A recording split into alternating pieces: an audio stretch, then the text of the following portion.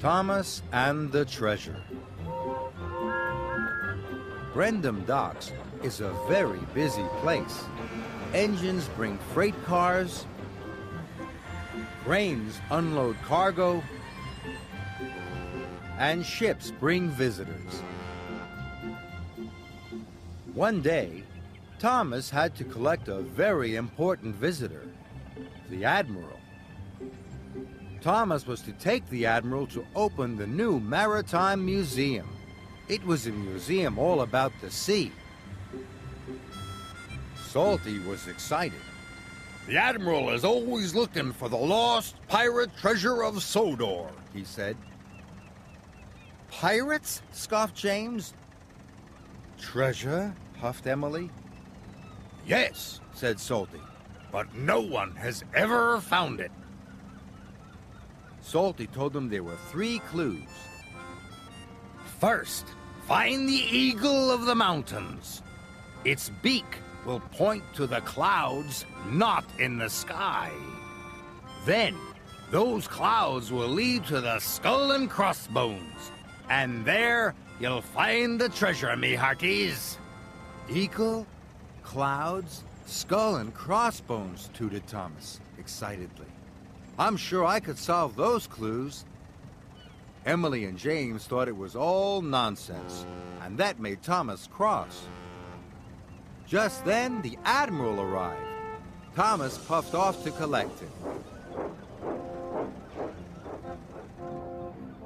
The Admiral had to be at the museum in time for the grand opening. Thomas felt very proud to be taking him.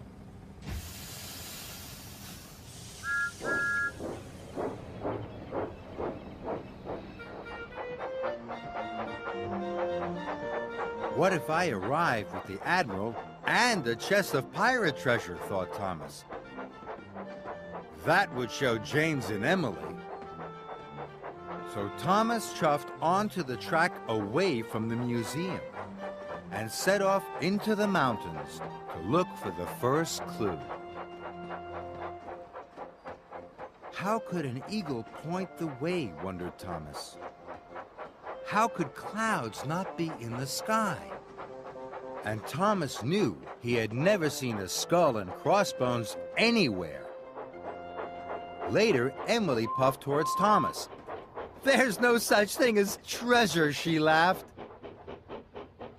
But Thomas paid no attention.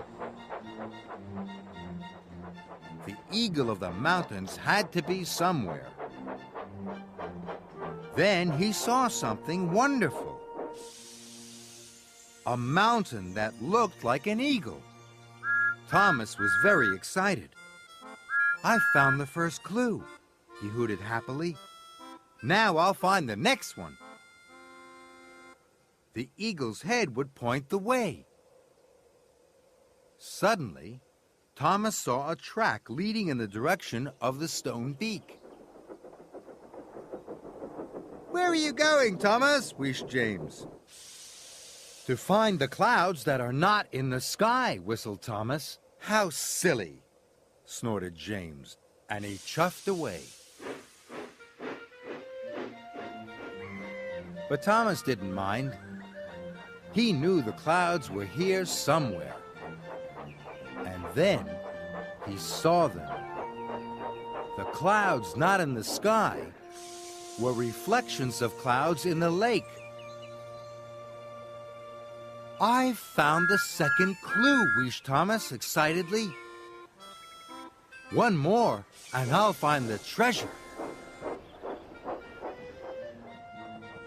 Thomas looked for a long time, and he forgot all about the Admiral. Then Harold arrived, with Sir Topham Hatt. The Admiral is late for the opening of the museum, He boomed crossly. You have been unreliable, Added Sir Topham Hatt. Harold will now take the Admiral to the museum. Thomas felt very foolish. If only he hadn't spent so much time looking for the clues. Fancy believing in a silly old story, laughed Harold. Everyone thinks I'm silly, huffed Thomas. but I still believe there's treasure. Thomas puffed sadly along the track away from the lake. Thomas had never been this way before, so he didn't know where it would lead. It led him into a tunnel. At last, Thomas came to the end of the line. He was surprised. There were all the other engines. And there was the Admiral. I am very proud to declare the new Maritime Museum open, he announced. Everyone cheered and whistled. Then Thomas saw something even more exciting. That's it, Thomas tooted. The pirate treasure's right here. Don't be silly, huffed Emily. Everyone knows it's just a silly old story, snorted James. But Thomas knew he was right. I followed all the clues, he puffed proudly. And you have found the skull and Crossbones, cried the Admiral. Everyone was surprised. Someone get me a shovel! The Admiral was so excited he dug for the pirate treasure himself. He found a big wooden chest. Inside was the pirate treasure. The pirate treasure will be the most important thing in the whole museum, said the Admiral. Thomas, boomed Sir Topham Hatt, you have made this the best opening ever. Thomas was very proud. He had been right to believe in Salty's story. He had found the treasure.